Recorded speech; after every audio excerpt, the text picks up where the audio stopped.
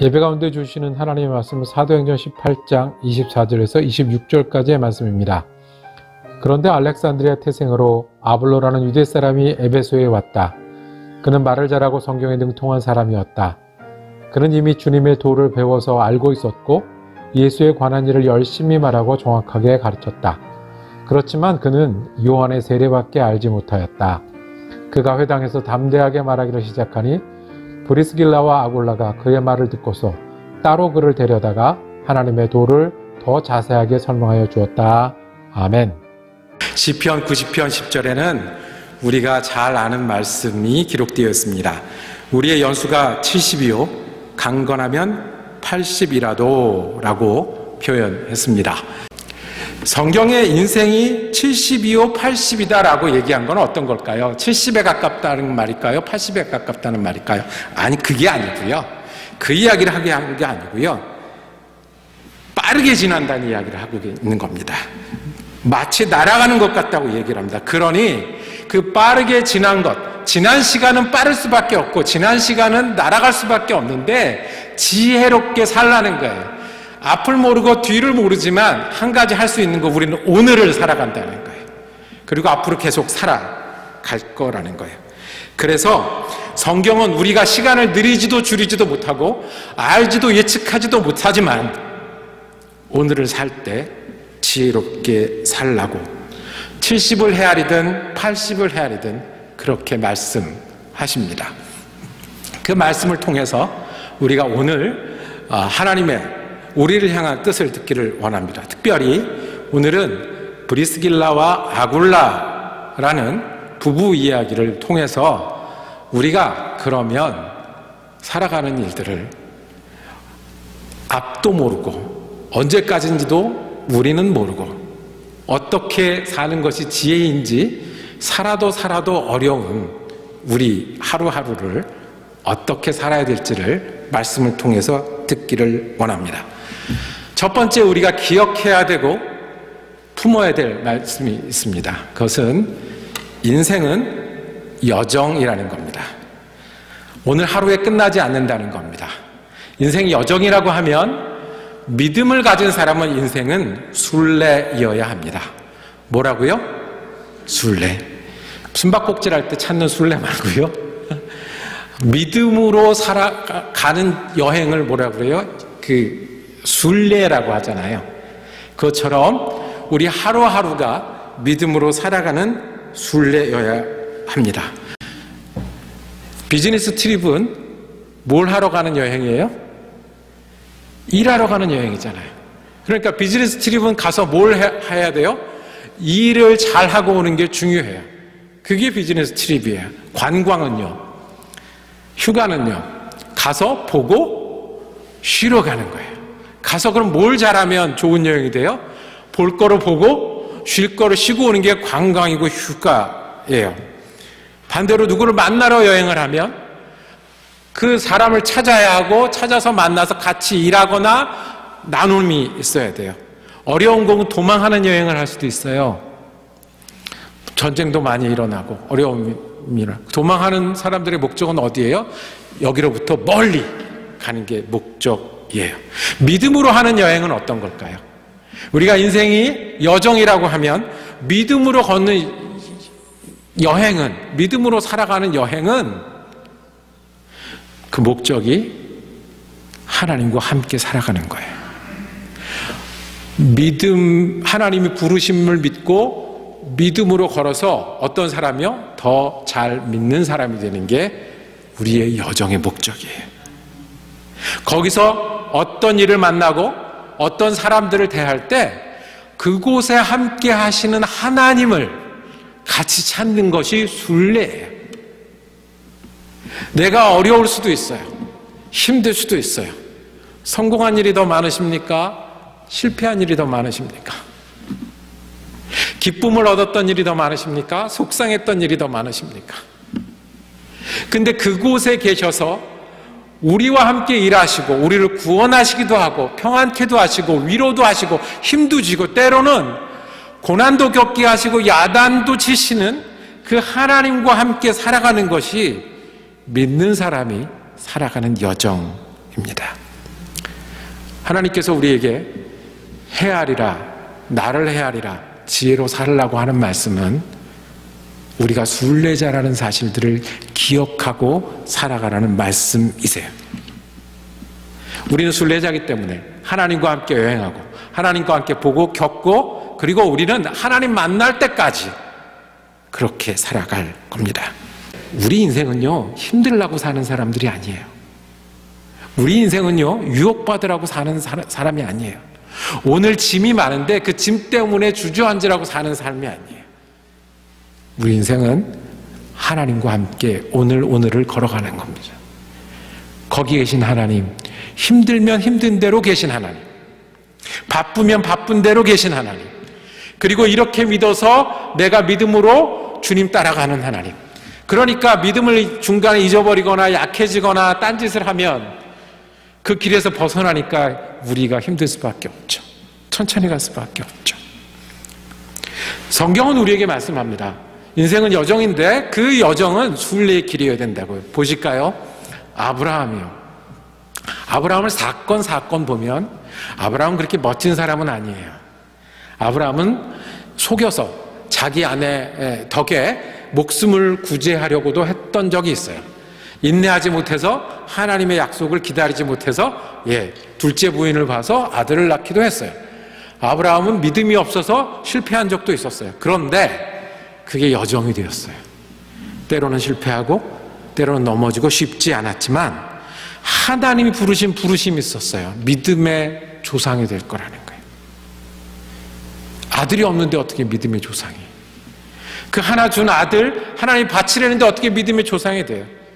히브리서 11장은 말합니다. 그런데 알지도 못하고 아브라함은 여행을 했고, 여행을 하면서 순종했고, 순종해서 바다의 모래와 같이 많은 사람의 시작이 되었다고, 우리의 믿음이 조상이 되었다고 말씀합니다. 오늘은 힘들 수 있지만, 만만치 않을 수 있지만 주님이 우리를 인도하십니다. 그 인도하심 한가운데를 걸어가는 것이 순례고 믿음의 사람이 사는 일입니다. 예수님을 쫓아다녔던 베드로도 마찬가지였어요. 베드로의 단점을 찾고자 하면 성경에서 정말 단점이 많은 사람이에요. 실수도 많아요. 예수님한테 제일 야단도 많이 맞은 사람이었어요. 그런데 이 베드로가 순례를 시작했어요. 사람을 낚는 어부가 되겠다는 순례예요. 사람을 낚는 어부라니 고생은 고생대로 하고요. 선생님이 죽었어요. 그것도 십자가에서 사형을 받았어요. 그리고 알지 못하는 길로 계속해서 불러가세요. 그런데 그 길을 떠나지 않고 버텼고, 다른 사람이 갈 때 떠나지 않고 버텼고, 예수가 죽어도 버텼고, 그리고 고생이 되고 힘들어도 감당했더니 정말로 사람을 낚는 어부가 되었어요. 믿음의 여정으로 주님은 부르십니다. 우리가 믿고 살기를 주님은 원하세요. 고생하고 고생하다 늙어서 없어지는 게 우리 인생이 아니고요. 어제보다 오늘 더 하나님의 은혜 가운데 있고요. 오늘보다 내일 더 하나님을 더 배우고 알고요. 우리의 어려움은 어려움, 우리의 기쁨은 기쁨 속에 계신 하나님과 함께 살아가라고 주님 우리 인생 주셨고, 그 이야기로 성경은 가득 채웠습니다. 여러분과 제가 주님의 부르심을, 주님의 믿음, 주님을 향한 믿음을 놓지 않고 이 여정을 걸어가는 사람들이 되기를 원합니다. 그래서 믿음의 조상이 되었던 아브라함처럼, 사람을 낚는 어부가 되었던 베드로처럼 우리가 지내면 지낼수록 예수께 가까이 가는 저와 여러분이 되기를 축복합니다. 믿음의 여정을 걷기 위해 중요한 두 가지 도구가 있어요. 여행을 하려면 도구가 필요하잖아요. 여행을 하려면 지도도 있어야 되고요. 여행을 하려면 짐도 있어야 되고요. 여행을 하려면 특별히 뭐가 없으면 하루도 못 걸어요. 물이 없으면 하루도 못 걸어요. 물처럼 그것 없이는 믿음의 순례를 할 수 없는 두 가지 도구를 우리가 보기를 원합니다. 그 두 가지 중에 첫 번째는 예수를 채우는 거예요. 내 영혼에, 내 시간에 예수를 채우는 거예요. 누구를 채운다고요? 예수를 채우는 거예요. 브리스길라와 아길라는 부부입니다. 브리스길라가 아내입니다. 아굴라가 남편입니다. 흔하지 않은 경우예요. 왜 흔하지 않은 경우냐면 이 이름들로 유추해 볼 때 브리스길라라는 이름은 로마 사람일 거다. 로마 시민일 거다. 그것도 집안이 되게 좋은 집안일 거다. 왜냐하면 로마 기록 중에 높은 사람 중에 이 브리스길라라는 분들이 있었거든요. 그러니 그럴 거다. 아굴라는 유대인인 거예요. 이 둘이 결혼해서 사는 이야기입니다. 그 브리스길라와 아굴라가 예수를 믿게 되었습니다. 그리고 사도 바울을 만나서 더 잘 믿게 되었습니다. 오늘 읽은 말씀 조금 더 앞에 브리스길라 아굴라 이야기가 처음 시작하는 것은 18장 1절에 3절인데요. 2절 뒷부분부터 3절까지를 제가 읽어드리겠습니다. 얼마 전에 그의 아내 브리스길라와 함께 이탈리아에서 온 사람이다. 바울은 그들을 찾아갔는데 생업이 서로 같으므로 바울은 그들 집에 묵으면서 함께 일을 하였다. 그들의 직업은 천막을 만드는 일이었다. 그랬습니다. 이 브리스길라 아글라가 딴 곳에 있다 이사 왔어요. 실은 로마에 살았어요. 로마에 살다가 이쪽 고린도라는 도시로 이사 왔는데 쫓겨난 거예요. 서기 49년에 클라디우스라는 황제가 이 로마시에서는 유대인은 못 살아 그런 거예요. 유대인은 다 나가 그런 거예요. 그 이유가 뭐냐면 유대인들끼리 서로 싸워서요. 무슨 싸움이었겠어요? 누구랑 싸웠을까요? 이 사도행전에 보면 항상 싸움 누구랑 싸워요? 유대인하고 예수 믿는 유대인하고 항상 싸우잖아요. 다 나가 그랬어요. 다 나가. 그래서 쫓겨난 거예요. 이렇게 쫓겨나서 고린도라는 도시에 왔어요. 이 사람들을 우리가 뭐라고 부를까요? 난민이라고 부르는 게 맞습니까? 아니면 이민자라고 부르는 게 맞겠습니까? 어느 쪽일까요? 예, 그런 사람이에요. 먹고 살아야 됩니다. 이름으로 봐서 로마에선 괜찮게 살았을 것 같은 그 사람들이 말 그대로 이민 오게 되면 다운그레이드 되는 거예요. 한국에서 넥타이 메고 일하다가 여기 오면 몸이 움직여야 되는 것처럼 해야 되는 거예요. 직업이 텐트를 만드는 일이었다고 했어요. 근데 텐트를 만들다가 같이 일하는 사람 하나 사도 바울을 만나게 됩니다. 사도 바울은 전도하러 여행을 다녔고 이 사람들은 난민으로 여기 왔어요. 만났어요. 그 이야기가 브리스길라와 아굴라의 시작입니다. 함께 일했고 복음을 들었을 겁니다.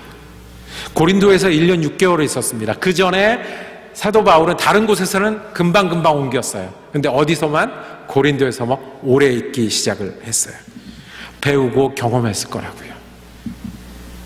그냥 공부하는 것뿐만 아니라, 이게 책을 펴고 공부하는 것뿐만 아니라 예수를 믿는 게 어떤 것인지, 기도를 하는 게 어떤 것인지, 안수를 받는 게 어떤 것인지, 성령의 역사가 어떤 것인지, 예수 믿고 사는 게 어떤 것인지 배우고 채웠을 거라고요. 사도 바울과 1년 반을 지내면서. 어떤 아저씨 한 분이 부인이 교회 가는 걸 되게 싫어하는 아저씨가 계셨어요. 그런데 부인이 교회를 자꾸 가는 거예요. 뭐 티격태격도 하는데 어느 순간에 부인 교회 가는 거를 오히려 권하기 시작했어요.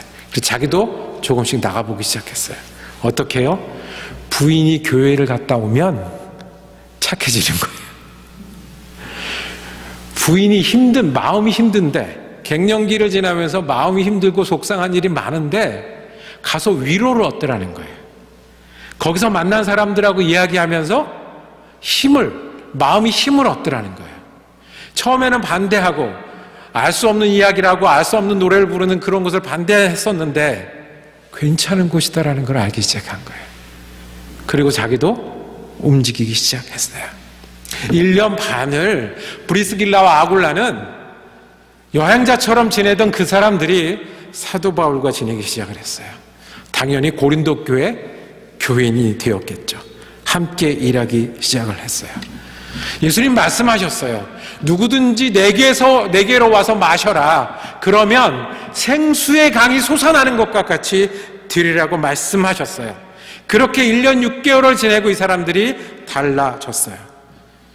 예수님 믿는 일이 어떻게 사람을 바꾸냐면 예수를 채울 때 순례가 돼요.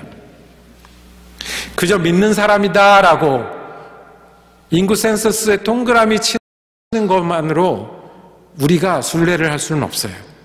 교회를 몇 번 갔다만으로 예수를 믿을 수는 없어요. 취미생활처럼 이런 것 저런 거 다 함께 하면서 예수를 믿을 수는 없더라고요. 예수님이 어떻게 사셨을까? 예수님이 이렇게 친구 때문에 힘들 땐 어떻게 하셨을까? 예수님이 나이가 들어서 무슨 일을 할까 결정하셨다면 어떻게 하셨을까? 기도하는데 가슴이 뜨거워지는 것은 무엇일까? 말씀을 읽을 때 멈춰서 이 말씀이 나에게 주신 말씀인 것 같은데 라는 것은 무엇일까? 이것이 예수를 채우는 거예요. 이것이 예수를 배우는 거예요. 이게 브리스길라와 아굴라가 이 고린도 교회에서 함께 했던 일이고 이것이 영적인 순례를 하고 살아가는 일이에요. 위기는 있을 수 있어요. 거기서 예수를 채우기를 원합니다. 아플 수도 있어요. 거기서 예수를 채우기를 원합니다. 성공할 수도 있어요. 거기서 겸손하신 십자가의 예수를 채울 수 있기를 원합니다. 예수를 채울 때 우리의 여정은 하나님과 함께하는 순례가 될 것입니다. 첫 번째 우리의 도구는 채움이에요. 두 번째 우리의 도구는 예수님과 함께 살아가는 두 번째 도구는 채웠으니 그 다음에는 어떻게 해야 되겠죠? 나눠줘야죠. 나눠주는 전제 조건이 있어요. 이건 한꺼번에 하는 게 아닙니다. 채운 사람이 나눠줄 수 있어요. 있는 사람이 나눠줄 수가 있어요. 생수가 있어야 나눠줄 수 있을 거 아니에요. 오늘 읽은 말씀에 보면 그 브리스길라와 아굴라가 한 사람을 만납니다. 아볼로라는 사람입니다. 24절에 보면 알렉산드리아 태생으로 아볼로라는 유대 사람이 에베소에 왔다. 그는 말을 잘하고 성경에 능통한 사람이었다 그랬어요. 브리스길라와 아굴라가 에베소로 옮겨 앉았어요. 왜 옮겨 앉았냐면 누가 갔기 때문에? 바울이 갔으니까. 바울이 갔으니까 바울을 따라서 다니기 시작을 했어요. 그러니까 이미 믿음이 고참이 된 거예요. 우리로 말하면 집사님쯤 된 거예요. 그랬는데 아볼로라는 사람을 만났어요. 한번 여러분 기억하실 게 있어요. 알렉산드리아 태생으로 성경을 가르치는 사람이었어요. 이 알렉산드리아는 여기서 어떤 의미냐 하면 우리로 말하면 보스턴 출신이라는 거예요. 학교들이 다 모여있는 데 있잖아요. 도서관 다 있는 데 있잖아요. 그 출신이에요. 거기서 온 성경 선생님이에요. 그 뒤에 보면 성경을 가르치는 걸 참 잘하는 사람이었다고 그랬어요. 예수에 관한 것도 가르쳤다고 그랬어요. 어떻게 가르쳤을까요? 성경을 보고. 구약 성경을 보고 예수를 어떻게 가르쳤을까요? 메시아가 올 것이다. 메시아는 이런 분이실 것이다. 메시아는 이런 일을 하실 것이다.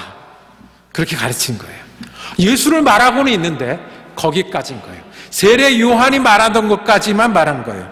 그래서 이 브리스길라와 아굴라는 자기네 멈춰 섰어요. 우리 26절을 오늘 요절 말씀인데 우리 함께 읽기를 원합니다. 26절 주보에 있는 말씀을 함께 읽겠습니다. 시작. 그가 회당에서 담대하게 말하기 시작하니 브리스길라와 아골라가 그의 말을 듣고서 따로 그를 데려다가 하나님의 도를 더 자세하게 설명하여 주었다. 아멘. 어떻게 해요? 따로 그를 데려다가. 상상이 가시죠 여러분? 따로 그를 데려다가 어디로 갔겠습니까? 도서관도 없던 시절에, 카페도 없던 시절에 집으로 갔겠죠.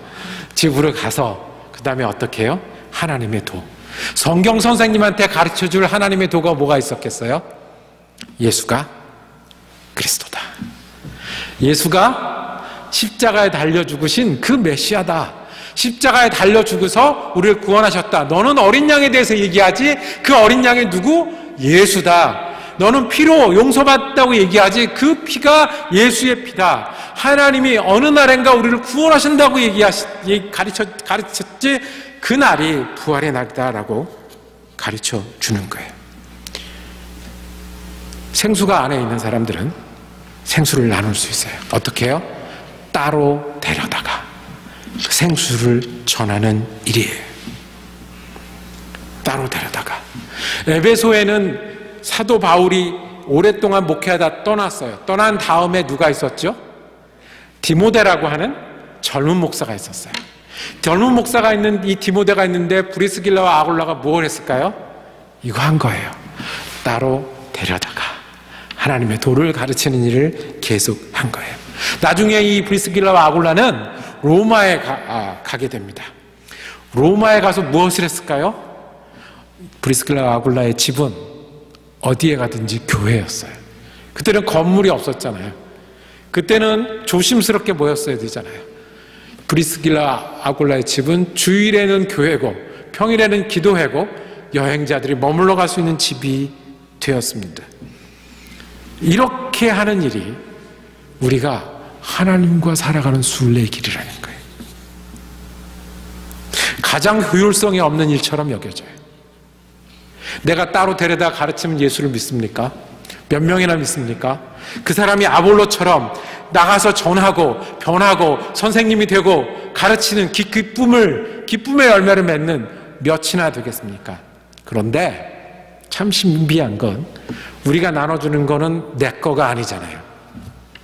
우리가 나눠주는 생수는 내가 만든 게 아니잖아요. 우리가 나눠주는 감사는 기쁨은 내 거가 아니잖아요. 하나님이 주셨으니 예수가 주신 생수는 마르지 않는 강물처럼 흐르기 때문에 나누면 나눌수록 우리에게 새롭게 되는 게 우리의 믿음입니다. 말씀을 정리하도록 하겠습니다. 우리가 인생을 여정처럼 잘 알지 못하는 여행을 하는 것처럼 지냅니다. 그리고 한 번 해야 되는 게 아니라 우리가 계속해야 되는 여행입니다. 믿음으로 사는 일은 어떤 거냐면 믿음으로 이 인생이라는 여정을 살아가는 일은 매일매일 예수를 채우는 일을 계속하는 일입니다. 그리고 우리가 예수가 채워지면 우리가 나눌 수 있습니다. 예수님이 그 채운 곳에서 나누셨던 것처럼 우리의 여정은 외로운 기간이 있을 수 있고 위험한 기간이 있을 수 있고 힘든 기간이 있을 수 있습니다. 그렇지만 끝까지 갈 수 있는 도구가 있는데 저와 여러분이 예수를 채우며 살아가는 사람 되기를 원합니다. 채우면 채울수록 나눌 일이 보여서 예수가 이 땅에서 하셨던 것처럼 그 생수를 나누며 사는 저와 여러분이 되기를 원합니다. 그것이 빠르게 지나가는 인생의 여정을 우리에게 허락하신 그 가운데 예수를 알고 믿게 하신 주님의 뜻인 줄로 믿습니다. 기도하겠습니다. 주님, 빠르게 지나가는 시간 속에서 우리가 예수와 함께 살아가기를 원합니다. 그저 지나가는 시간이야. 내 목표와 내 욕심과 환경만 가지고 살아가는 사람이 아니라 예수를 채우며 살아가는 사람 되기를 원합니다. 우리의 소원은 날마다 예수를 더 잘 믿다가 주님 만날 때까지 살아가는 소원이 있사오니 이 소원 축복하여 주시옵소서. 우리가 예수를 나누며 살아가기를 원하오니 예수가 은혜요, 예수가 구원이요, 예수가 능력임을 우리가 나누며 살아갈 때 예수의 향기와 예수의 모습을 드러내며 살아가는 제자들 되게 하여 주시옵소서. 요즘 예수 그리스도 이름으로 기도드립니다. 아멘.